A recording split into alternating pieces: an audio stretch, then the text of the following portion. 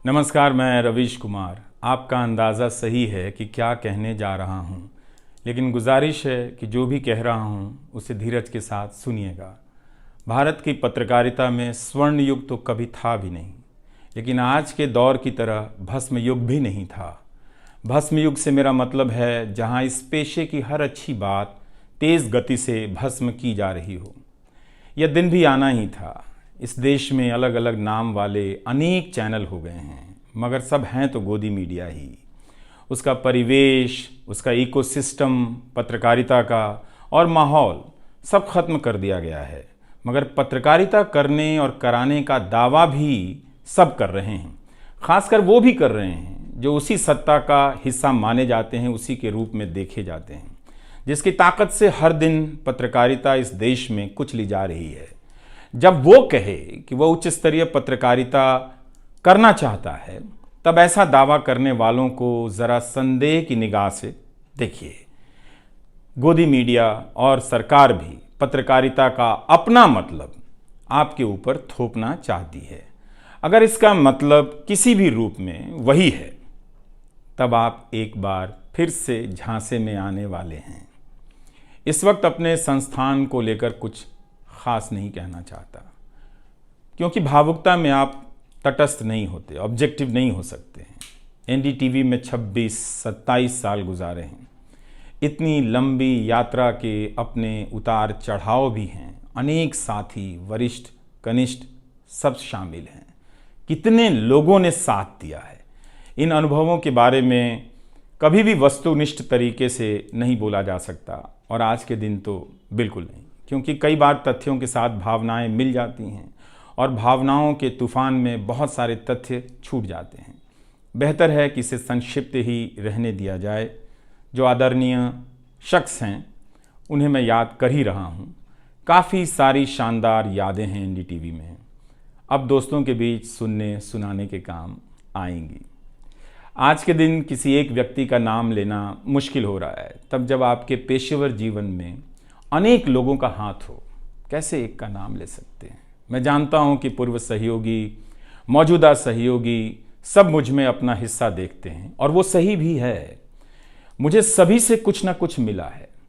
मैं सबका ही आभारी हूं। इसलिए एक का जिक्र कर बाकी को छोड़कर आप न्याय नहीं कर सकते, खासकर ऐसे दिन।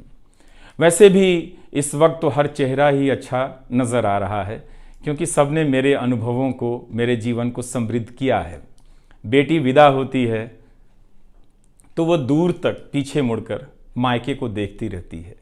मैं इसी स्थिति में हूँ। अभी मुड़कर देख लेने दीजिए, फिर कभी विस्तार से एनडीटीवी की बात करूँगा, लोगों के बारे में और एनडीटीवी के बारे में, डॉक्टर रॉय, राधिका रॉय के बारे में भी।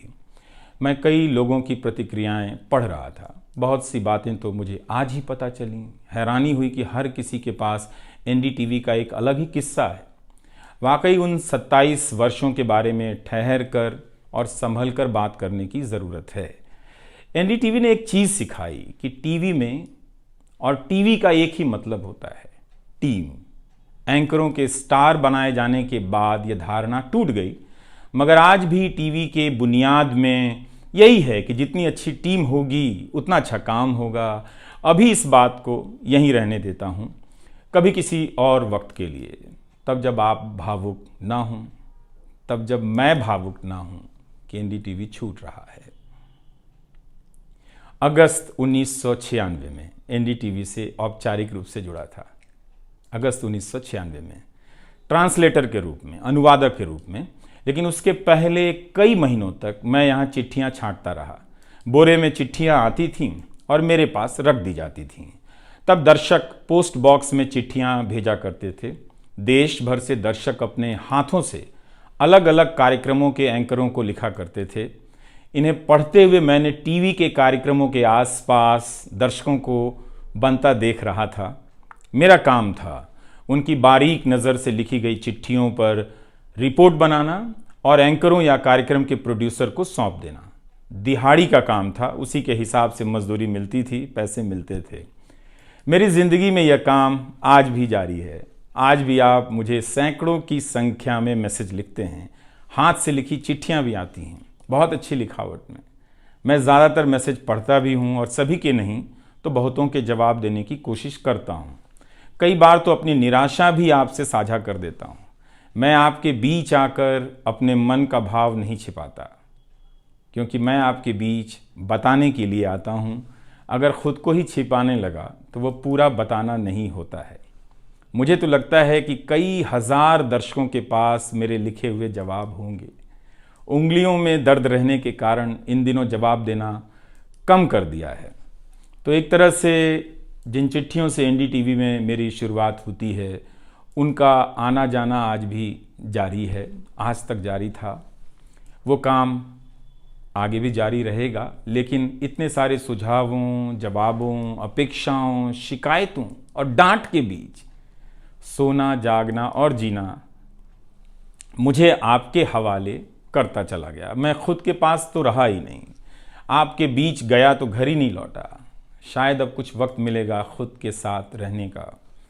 आज की शाम एक ऐसी शाम है जहां चिड़िया को उसका घोंसला नज़र नहीं आ रहा, क्योंकि कोई और उसका घोंसला ले गया है, मगर उसके सामने थक जाने तक एक खुला आसमान ज़रूर नज़र आ रहा है। तो खैर, उसके बाद अनुवादक बना और कई पत्रकारों की रिपोर्ट का अंग्रेज़ी से हिंदी में अनुवाद करता रहा। इसके बाद मैं रिपोर्टर बन गया और फिर मेरी दैनिक रिपोर्ट की अलग यात्रा शुरू होती है। रवीश की रिपोर्ट से काफ़ी कुछ सीखने को मिला। तो इस तरह से ये एनडीटीवी में ही संभव हुआ कि एक चिट्ठी छांटने वाला इसके एक चैनल का ग्रुप एडिटर समूह संपादक बनता है और आज उसे छोड़ रहा है, इस्तीफा दे रहा है। बहुत बड़ी बड़ी शक्तियाँ पीछे खड़ी हैं इस एक पत्रकार के पीछे। तो स्वाभाविक है कि ये नौबत आनी थी, इसका अंदाज़ा मुझे पहले भी था, लेकिन जिस दिन आता है उस दिन अच्छा तो नहीं लगता है। लेकिन मैं आपसे यह भी कहना चाहता हूँ कि जब भी मेरे बारे में मूल्यांकन करें, इस बात की सहानुभूति मुझसे ना रखें कि मैं चिट्ठी छांटता था। मैं उनकी तरह नहीं हूँ कि अचानक चाय बेचने की बात करने लग गया। उतर रहा हूँ जहाज़ से, बात कर रहा हूँ चाय बेचने की। सहानुभूति के लिए या फिर अपने संघर्ष को महान बताने के लिए मैं ऐसा नहीं करना चाहता।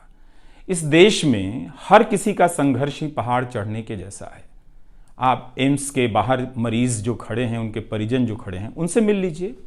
आपको पता चल जाएगा कि उनकी चुनौतियां कितनी बड़ी हैं और आपका दुख कितना कम है, छोटा है। लेकिन आज के दिन मैं आप सभी के बीच दर्शकों की बात करना चाहता हूं। इस दौर में कुर्सी पर बैठे किरदारों को टूटते हुए देखा, सबने देखा। संस्थाओं को भस्म होते देखा, आपने देखा। नफरती तूफान में लोगों को भटकते देखा, मगर मैंने इसी दौर में एक नई संस्था भी बनते देखी है। वह संस्था है जनता की संस्था, दर्शकों की संस्था। दर्शक ही अपने आप में इंस्टीट्यूशन बन जाते हैं। आप दर्शकों की संख्या भले कम है, मगर आप दर्शकों ने मिलकर जर्जर किए जा रहे इस लोकतंत्र में जनता नाम की संस्था का पौधा सूखने से बचा लिया। एनडीटीवी में मुझे जब भी अवसर मिला मैंने जान लगा दी। मैंने कभी उन अवसरों को अपने लिए नहीं देखा, बल्कि यही सोचा कि ये अवसर मुझे आप दर्शकों के लिए मिला है, इसलिए उन सभी अवसरों को आप दर्शकों की कहानियों से भरता चला गया और मैं आप दर्शकों का होता चला गया। आपका दावा मुझ पर बहुत बड़ा है, मैं जानता हूँ। आप मुझ पर बहुत दावा रखते हैं। मेरे आसपास आप दर्शकों की वजह से एक न्यूज़ रूम बन गया था, पब्लिक न्यूज़ रूम, जो दफ्तर के भीतर नहीं, आपके घरों में था, आपके दिमाग में था। दुनिया भर में फैले कितने दर्शकों ने आगे आकर मेरी मदद की है। आपने कभी मुझसे पैसे भी नहीं मांगे, कभी एहसान तक नहीं जताया। विदेशों में मेरे लिए वीडियो रिकॉर्ड किया, रिसर्च किया। मेरा हर कार्यक्रम किसी न किसी दर्शक के सहयोग का उदाहरण है। आप दर्शकों ने मेरी जानकारियों को दुरुस्त किया है, गलती की है तो डांटा भी है और काफ़ी कुछ उसमें जोड़ भी दिया है। कई सारे एक्सपर्ट, कई सारे छात्र, कई सारे प्रवासी भारतीय, स्थानीय भारतीय दर्शक बनने के साथ साथ मेरा साथ दे रहे थे और पत्रकार भी बन रहे थे और इस पेशे के एक छोटे से द्वीप को बचा रहे थे। इस प्रक्रिया को बिखरते देखना, दर्शकों के बनने की प्रक्रिया को बिखरते देखना और फिर से बनते देखना बहुत सुखद अनुभव रहा। आप दर्शकों में से कईयों ने मेरे लिए अलग अलग भाषाओं से अनुवाद तक कर दिया। संसाधनों की हमेशा मेरे पास कमी रही, मगर आप सभी ने मिलकर पूरी कर दी, सिर्फ इसलिए कि प्राइम टाइम में जो भी जाए ठीक से जाए। वो मेरा नहीं, आपका प्राइम टाइम था। कभी खराब शो कर दिया तो आपने अपनी निराशा बताने में कोई संकोच नहीं की। आप वाकई लाजवाब हैं। दर्शक ही मेरे नियमित संपादक हैं, निरंतर संपादक हैं आप दर्शक मेरे। मैं अक्सर कहता हूं कि एक पेड़ में कई बारिशों का पानी होता है।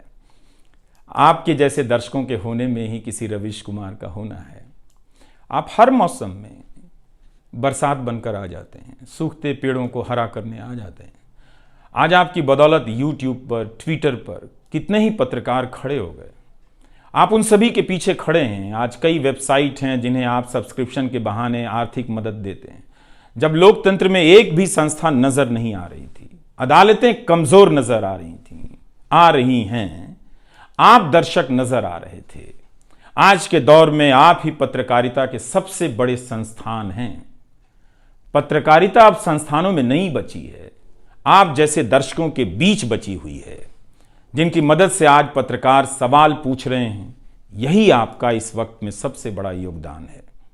हो सकता है कि कोई जनता की आवाज को पूरी तरह कुचल दे, उसकी आवाज पर धार्मिक नफरतों की आंधी धूल को भर दे, ढक दे, लोकतंत्र को मिटा दे, मगर आप दर्शकों का होना हौसला देता है कि लोकतंत्र भले खत्म हो जाए, मगर उसकी चाहत कभी खत्म नहीं होगी, क्योंकि आप जैसे दर्शक अपनी जवाबदेही को, जिम्मेदारियों को बहुत खूब समझते हैं।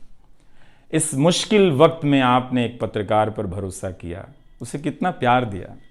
कई बुजुर्ग माओं ने मेरे बाल सहला दिए, गाल छू लिए, तो किसी ने मेरे गमले में गुलाब के फूल लगा दिए, किसी ने चने का सत्तू भेज दिया कि मेरी सेहत ना खराब हो, किसी ने शहद भेज दी, किसी ने धूप में खड़े देखा तो सर पर गमछा तान दिया और छाता खोल दिया, किसी ने जेब में कलम रख दी, महंगी कलम। आज के दिन मैं एनडीटीवी से ज़्यादा आप दर्शकों को याद करना चाहता हूँ। आपके बिना मैं कुछ नहीं कर पाता। मुझे आप दर्शकों पर नाज है। कई बार लगता है कि मैं संस्था का कम, आप दर्शकों का प्रतिनिधि ज़्यादा हूँ। मुझे काम करने की आज़ादी मिली संस्था में, निर्बाध आज़ादी, और उस आज़ादी को मैंने हमेशा संभाल कर रखा, क्योंकि आपकी तेज नज़र मुझ पर थी। खुद को काफ़ी संभाला कि कुछ गलती ना आ जाए, कुछ मुझसे चूक ना हो और मुझ में अहंकार ना आ जाए और बदले में आज़ादी चली जाए। मेरे आगे दुनिया बदलती रही, मगर टेस्ट मैच के खिलाड़ी की तरह पिच पर टिका रहा। पर अब किसी ने मैच ही ख़त्म कर दिया है, उसे T20 में बदल दिया है। जनता को चवन्नी समझने वाले जगत सेठ हर देश में हैं, इस देश में भी हैं। अगर वो दावा करें कि आप तक सही सूचनाएं पहुंचाना चाहते हैं, तो इसका मतलब है कि डॉलर अपनी जेब में रखकर आपकी जेब में चवन्नी डालना चाहते हैं। पत्रकार एक खबर लिख दे तो जगत सेठ मुकदमा कर देते हैं और फिर सत्संग में आकर प्रवचन भी देते हैं कि वे पत्रकारिता का भला चाहते हैं। आप दर्शक इतना तो अपना भला समझते होंगे, इसलिए आज मैं अपने संस्थान से ज़्यादा आप दर्शकों को याद करना चाहता हूं। मुझे हमेशा लगता था कि हिंदी का पत्रकार छत क्यों नहीं छू पाता है। ऐसा क्यों है? हिंदी पत्रकारिता के कई श्रेष्ठ संपादकों, पत्रकारों के कार्यों पर निगाह रहती थी, उनकी गहराई हैरान करती थी। फिर भी लगता था कि उनकी बात जमाने तक ठीक से नहीं पहुंची, पेशे के भीतर उन्हें उनकी जगह नहीं दी गई। पत्रकारिता का मतलब अंग्रेजी का पत्रकार होना हो गया। इसके कुछ ठोस कारण भी हैं, उनमें विस्तार से जाने का समय नहीं है, लेकिन तब भी हिंदी के जुझारू पत्रकार आसमान क्यों नहीं छू सकते हैं, यह बात कचोटती रही। इन सब बातों ने मेरे व्यवहार में काफ़ी बदलाव कर दिए। भाषा को संयमित किया, मर्यादित किया, ताकि हिंदी का प्रभाव कम ना हो। बहुत सजगता से अपना काम इस तरह से किया कि लोगों को, देश के किसी भी हिस्से के लोगों को मेरी हिंदी से प्यार हो जाए। मेरी मातृभाषा हिंदी नहीं है, भोजपुरी है। भोजपुरी गांव है मेरे लिए। हिंदी मेरे लिए भाषा का वो शहर है, पहला शहर, जहां मैं गांव से शहर आया था, लेकिन मुझे भारत के हर राज्य के दर्शकों से प्यार मिला है। हिंदी प्रदेशों की कुंठित राजनीति ने हिंदी को हथियार बना दिया। इससे हुआ कुछ नहीं, हिंदी को लेकर कुंठाएं ही बढ़ती चली गईं, किसी का भला नहीं हुआ। मैं उन सभी गैर हिंदी भाषी पत्रकारों, सामाजिक कार्यकर्ताओं, विद्वानों का शुक्रिया अदा करना चाहता हूं, जिन्होंने मेरी हिंदी को समृद्ध किया, जिन्होंने मेरे लिखे हुए का अपनी भाषा में अनुवाद किया और अपनी भाषा में लिखी हुई जानकारियों का मेरे लिए अनुवाद कर दिया मुफ्त में। कई बार लगता था कि अलग अलग डिब्बे जुड़ते जा रहे हैं और रेल बनती जा रही है। उर्दू, मलयालम, तमिल, कन्नड़ा, पंजाबी, गुजराती, मारवाड़ी, बंगाली, मराठी भाषा के पत्रकारों ने कितना कुछ जोड़ा है। यह बात कहीं हिंदी बनाम अंग्रेजी की तरफ ना मुड़ जाए, इसलिए कहना जरूरी है कि अंग्रेजी भाषा में लिखने वाले विद्वानों और पत्रकारों ने मेरी खुलकर मदद की है, मेरे साथ बराबरी का व्यवहार किया। जो नहीं कर सके, ऐसे हैं, उनका क्या हिसाब करना, उनका क्या रोना, मगर जो बराबरी के साथ पेश आते रहे, उनका आभार व्यक्त करना चाहिए। उन सभी ने अपना श्रेष्ठ मुझसे साझा किया, किताबें दी, अवसर बताए, मेरे लेख का अनुवाद तक कर दिया, ज्यादा लोगों तक पहुंचा दिया। मेरे जीवन में इतिहास के मेरे शिक्षकों का बहुत योगदान है। मेरे शिक्षक मेरी जान है। मैं चाहता हूं कि आप मेरे जरिए मेरे पीछे खड़े अनगिनत लोगों के बारे में जानें, उन्हें भी देखें। और दोस्तों को कौन भूल सकता है, बहुत अच्छे अच्छे दोस्त मिले, कम मिले लेकिन मिले। आप जनता के बीच जाने के तमाम अवसर मेरे लिए बहुत खास हैं।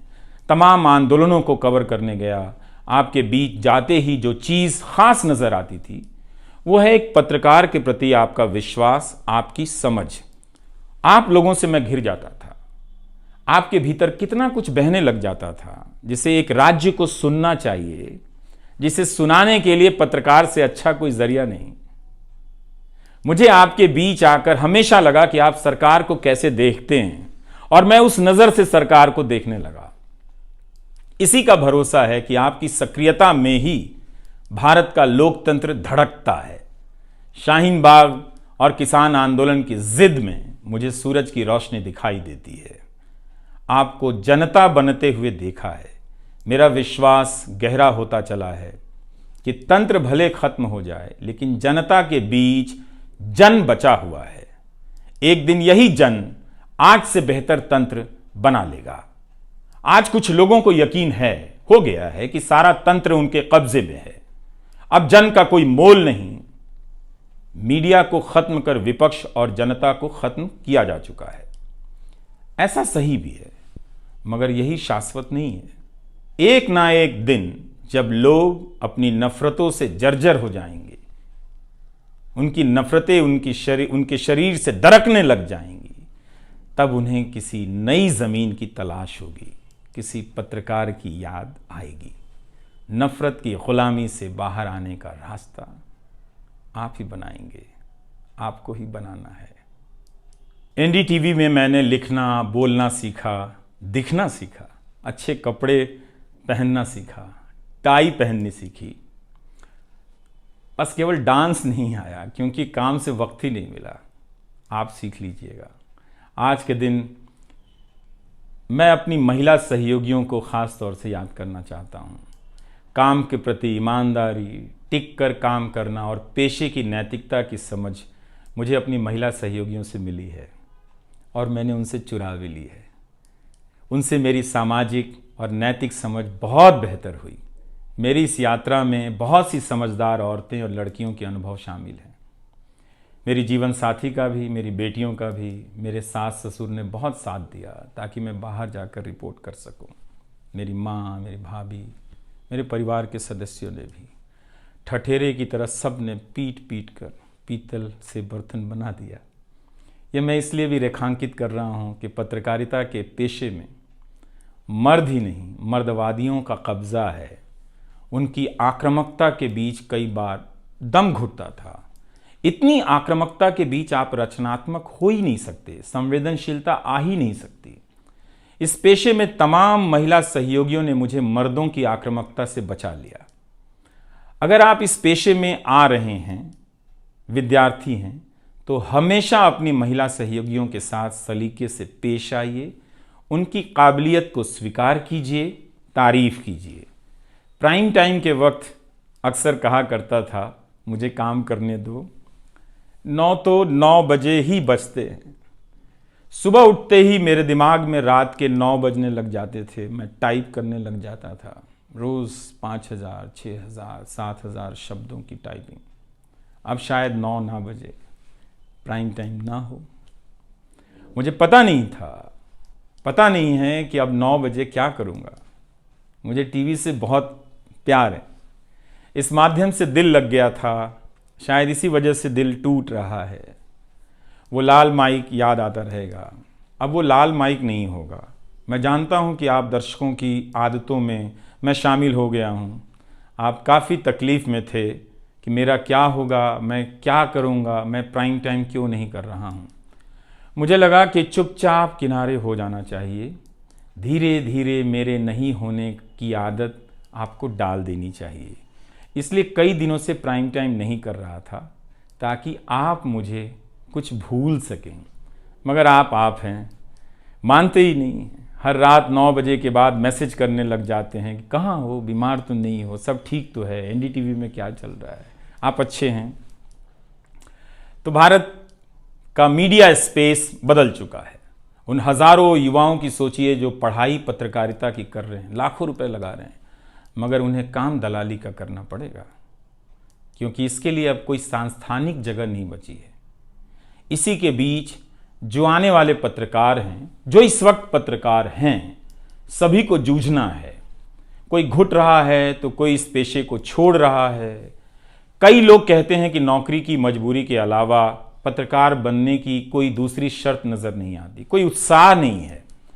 यहां तो जस्टिस तक कह रहे हैं कि जमानत देने पर जजों को टारगेट किए जाने का डर लगता है। जब जज को ही डर लगता है, तब फिर इस दौर में यह बोलना भी गुनाह है कि मुझे डर नहीं लगता है। एक डरा हुआ पत्रकार मरा हुआ नागरिक पैदा करता है। इसलिए बोला कीजिए कि हमें डर नहीं लगता है। आप उस देश के नागरिक हैं जिसने नंगे पांव ब्रिटिश साम्राज्य को घुटने पर झुका दिया। कोई कारण नहीं कि मैं आप पर भरोसा ना करूं कि एक दिन आप गोदी मीडिया की इस गुलामी से बाहर आएंगे। आप हमेशा इस गुलामी में नहीं रह सकते। इसकी गुलामी से आपको लड़ना ही पड़ेगा। यह सबकी लड़ाई है। इस लड़ाई के बिना आप दुनिया में सर उठाकर नहीं चल सकते।